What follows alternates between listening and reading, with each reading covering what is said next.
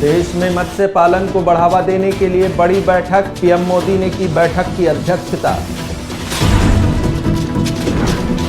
सेना के जवानों से रक्षा मंत्री राजनाथ सिंह ने की मुलाकात, बोले हमने पाकिस्तान के सीने पर घाव दिए हैं। विदेश मंत्री एस जयशंकर का बड़ा बयान, बोले पाकिस्तान के खिलाफ हमें वैश्विक स्तर पर भारी समर्थन मिला। अंबेडकर छात्रावास में राहुल की हुंकार, शिक्षा न्याय संवाद में दिया संबोधन, सरकार पर बोला जुबानी हमला। नमस्कार, आप देख रहे हैं आज की खबर। आइए बढ़ते हैं देश दुनिया की कुछ अहम खबरों की तरफ। भारत और पाकिस्तान के बीच मध्यस्थता वाले बयान से पलटे ट्रंप। बड़ी खबर, भारत और पाकिस्तान के बीच मध्यस्थता कराने को लेकर ट्रंप ने अपने बयान पलटे। ट्रंप बोले, मैंने सीज फायर नहीं कराया, सिर्फ मदद की। 10 मई को जानकारी देकर लिया था क्रेडिट।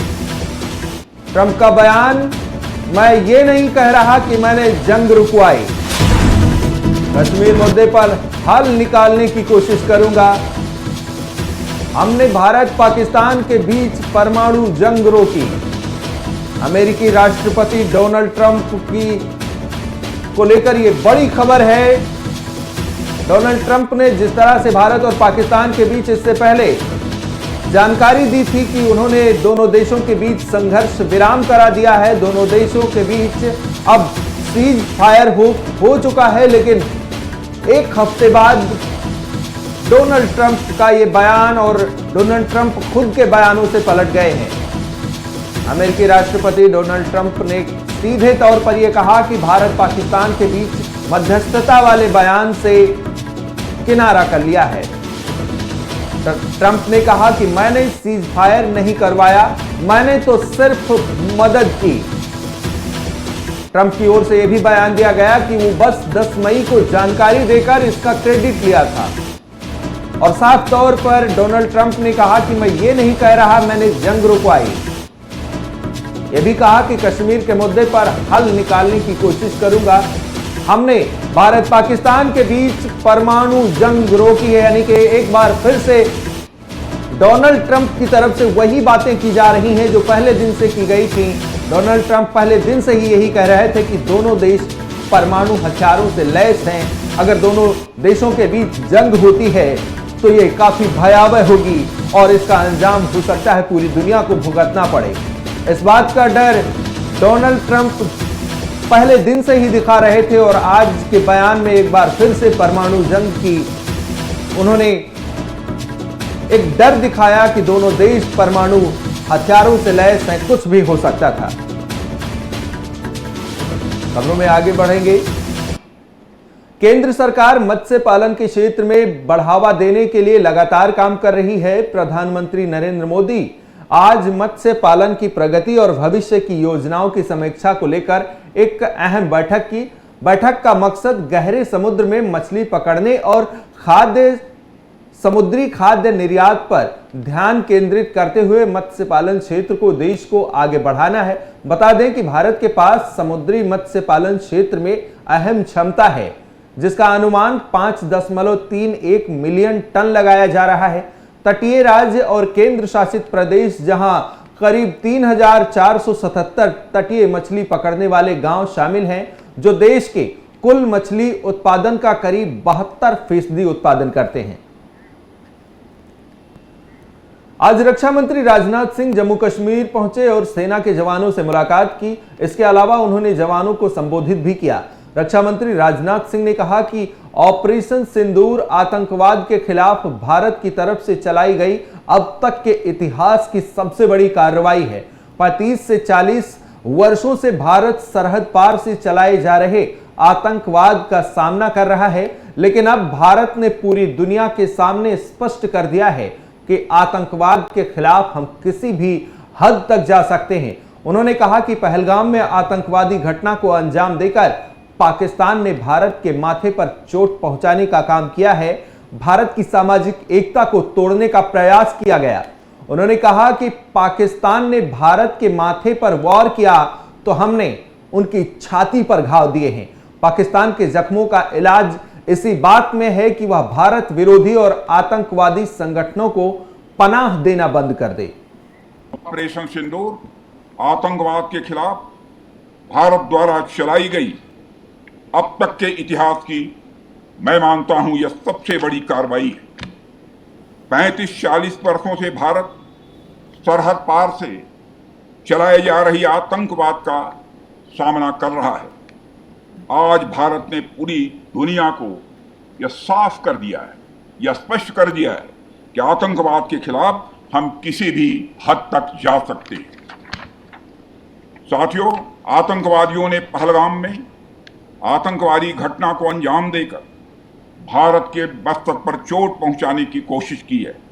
भारत की सामाजिक एकता को तोड़ने का भी प्रयास किया गया है। उन्होंने भारत के माथे पर वार किया, हमने उनकी छाती पर वार किया है और छाती पर घाव किया है। पाकिस्तान के जख्मों का इलाज इसी बात में है कि वह भारत विरोधी और आतंकवादी संगठनों को पनाह देना बंद करे और अपनी जमीन का इस्तेमाल भारत के खिलाफ किसी भी सूरत में न हो। लोकसभा में नेता प्रतिपक्ष और कांग्रेस सांसद राहुल गांधी के खिलाफ गुरुवार शाम दरभंगा के लहेरिया सराय थाने में एफआईआर दर्ज की गई है।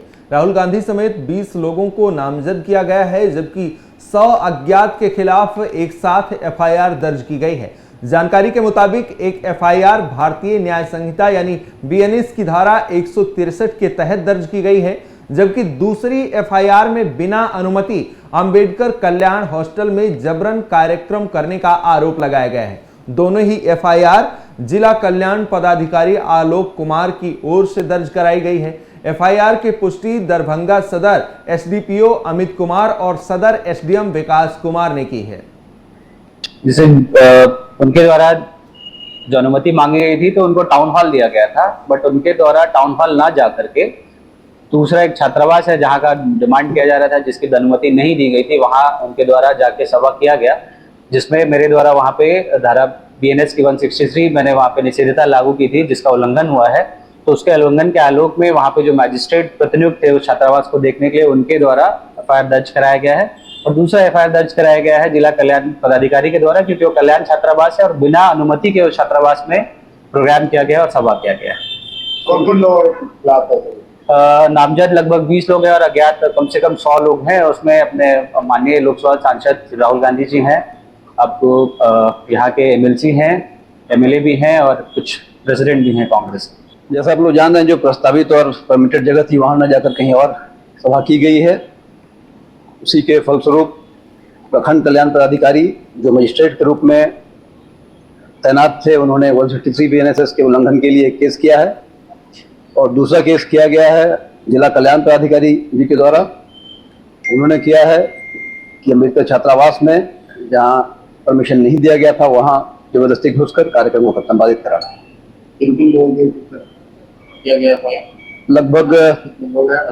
लगभग 20 लोग नामित हैं और 20 से 25 अज्ञात हैं। माननीय नेता प्रतिपक्ष लोकसभा श्री राहुल गांधी जी भी हैं, कांग्रेस के अन्य नेतागण हैं, कुछ विधायक भी हैं, जिला प्रभारी हैं और भी कई मंडल हैं। एफआईआर में जो सुसंगत धाराएं हैं उनके अंतर्गत जो भारत और पाकिस्तान के बीच गोलीबारी और सैन्य कार्रवाई बंद करने पर विदेश मंत्री डॉक्टर एस जयशंकर का बड़ा बयान सामने आया है। उन्होंने कहा कि हमने आतंकवादी ढांचे को नष्ट करके जो लक्ष्य निर्धारित किए थे उन्हें हासिल कर लिया है। उन्होंने आगे कहा कि चूंकि प्रमुख लक्ष्य हासिल कर लिए गए थे, इसलिए मुझे लगता है कि हमने उचित रूप से यह रुख अपनाया, क्योंकि ऑपरेशन की शुरुआत में ही हमने पाकिस्तान को यह संदेश भेज दिया था कि हम आतंकवादी ढांचे पर हमला कर रहे हैं, न कि सेना पर, और सेना के पास यह विकल्प है कि वह आगे खड़ी रहे और हस्तक्षेप ना करे। लेकिन पाकिस्तान ने गलत कदम उठाया। मामले पर विदेश मंत्री ने कहा कि उन्हें वास्तव में भारी समर्थन मिला है। Let me say a few things here. One, we actually got a lot of international support. Many ministers, many leaders called up PM, many ministers called me up. We had a Security Council resolution which very clearly said that the perpetrators of the attack should be held accountable. and on May 7th morning, we held them accountable through the action which was taken through our Operation Sindoor. Now, having said that, I know, what you have spoken to me earlier, that many issues have been raised. I honestly don't see to me, things are fairly clear. So let me take this opportunity to spell out our position. One, where Pakistan is concerned, our relations, our dealings with them will be bilateral and strictly bilateral. That is a national consensus for many years, and there is absolutely no change in that consensus. That Lok Sabha में नेता प्रतिपक्ष और कांग्रेस सांसद राहुल गांधी ने अंबेडकर छात्रावास में शिक्षा न्याय संवाद कार्यक्रम को संबोधित किया। अपने संबोधन के दौरान उन्होंने कहा कि आपको एक साथ खड़ा होना है। पुलिस द्वारा खुद को रोके जाने को लेकर उन्होंने कहा कि बिहार की पुलिस ने मुझे रोकने की कोशिश की, लेकिन वो मुझे रोक नहीं पाई क्योंकि आप सभी की शक्ति मेरे पीछे है। राहुल ने आगे कहा कि उन्होंने प्रधानमंत्री मोदी से कहा कि आपको जाति जनगणना करानी होगी और सरकार जाति जनगणना कराने पर मजबूर हुई। राहुल ने पीएम को लोकतंत्र, संविधान और जाति जनगणना के खिलाफ भी बताया। 90% के लिए इस देश में कोई रास्ता नहीं है। आप ब्यूरोक्रेसी को देखो, सीनियर ब्यूरोक्रेसी में आपके कितने लोग, जीरो।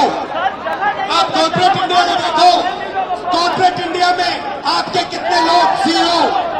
आप हाई कोर्ट देखो, आपके कितने लोग, जीरो। आप एजुकेशन सिस्टम के मालिकों को देखो, मेडिकल सिस्टम के मालिकों को देखो, आपके लोग कितने, जीरो। मजदूरों की लिस्ट निकालो, आपके लोगों से भरी हुई है। सारे के सारे कॉन्ट्रैक्ट, सारा का सारा धन 5-10% के हाथ में जाता है और आपको उल्टी सीधी बात बताकर आपके ध्यान को इधर उधर कर दिया जाता है। आपको एक साथ खड़ा होना है और 3 मांगे हैं। पहली मांग जाति जनगणना, दूसरी मांग प्राइवेट इंस्टीट्यूशंस में, प्राइवेट स्कूल्स और कॉलेजेस में रिजर्वेशन, अति पिछड़ा का, ओबीसी का, दलित का, आदिवासी का। तीसरी बात एससी एसटी सब प्लान, जो आपका पैसा है, जो आपको नहीं दिया जाता है, आपको वो दिया जाना चाहिए। ये 3 चीजें कहने में आपसे आया था। और ये बात समझिए, आप एक बात समझिए, बिहार की पुलिस ने अभी मुझे रोकने की कोशिश की, रोक नहीं पाई। पता है क्यों नहीं रोक पाई? नहीं, इसलिए नहीं रोक पाई क्योंकि आपकी शक्ति मेरे पीछे है। ऐसा है कि दरभंगा में जहाँ गए थे, जहाँ परमिशन मांगे थे, वहाँ प्रशासन ने परमिशन रिजेक्ट किया, नहीं दिया, क्योंकि छात्रावास में तो कोई पॉलिटिकल मीटिंग होता नहीं है। आपने कहीं देखा है क्या कि जो स्टूडेंट का हॉस्टल है वहाँ जाकर के संवाद होता है? और फिर दोबारा उनके पार्टी ने दूसरे जगह टाउन हॉल में परमिशन मांगा, बाकायदा परमिशन लिया, उनको कहा भी गया, उनके जो भी पार्टी के लोग हैं, कि भाई परमिशन मिल गया आपको, आप कार्यक्रम कीजिए, जिसको भी बुलाना है, छात्रावास से बुलाना है या जहाँ से भी बुलाना है बुलाइए। तो इनको तो कोई छात्र से या गरीब पिछड़ा से तो कोई मतलब नहीं था, इनको जाके राजनीति करना था। अब चुनाव है इस साल बिहार में, इसलिए उसी पर्पज से गए थे। जब सरकार चला रहे थे, उनसे पूछिए कि जब सरकार में आरजेडी कांग्रेस साथ थी तो वही दलित, वही महादलित, वही अति पिछड़े, उनको पंचायत में भी रिजर्वेशन नहीं था। 15 साल सरकार चलाया है, नहीं था रिजर्वेशन। ये सब बात नहीं बोलेंगे, उनको कोई अधिकार नहीं था। इतने नीतीश कुमार के आने के बाद न लोगों को पंचायत मार। सदियों से आतंकी घटनाओं से जूझ रहे जम्मू कश्मीर के पहलगाम में 22 अप्रैल को दहशतगर्दों ने सैलानियों से धर्म पूछकर गोली मारी थी। इस टेरर अटैक में 26 मासूम सैलानियों की मौत हो गई। इस घटना के बाद भारतीय फौज ने जम्मू कश्मीर से आतंकवादियों का सफाया करने की कसम खाई। वहीं पहलगाम हमले के बाद भारतीय फौज ने पाकिस्तान में छिपे आतंकियों के ठिकानों पर हमला किया, जिसमें कम से कम 100 से ज्यादा आतंकी मारे गए। इस ऑपरेशन के बाद भारतीय फौज जम्मू कश्मीर में एक एक आतंकियों को ढूंढ कर मार रही है। पहले शोपिया में तो अब त्राल में आतंकियों का एनकाउंटर हुआ। इन आतंकियों में से एक दहशतगर्द आमिर नाजिर वानी ने एनकाउंटर से पहले अपनी मां को वीडियो कॉल किया था। इस दौरान अपनी लोकल भाषा में आतंकी की मां अपने बेटे से बार बार फौज के सामने सरेंडर करने को कहती है, लेकिन आमिर ने जवाब दिया कि फौज को आगे आने दो, फिर देखता हूं। लेकिन फौज के आने पर उसने सरेंडर करने के बजाय उन पर फायरिंग शुरू कर दी और नतीजा यह हुआ कि वो फौज की गोलीबारी में मारा गया। देश दुनिया की अहम खबरों में बस इतना ही। तमाम खबरों को देखने के लिए देखते रहिए आज की खबर।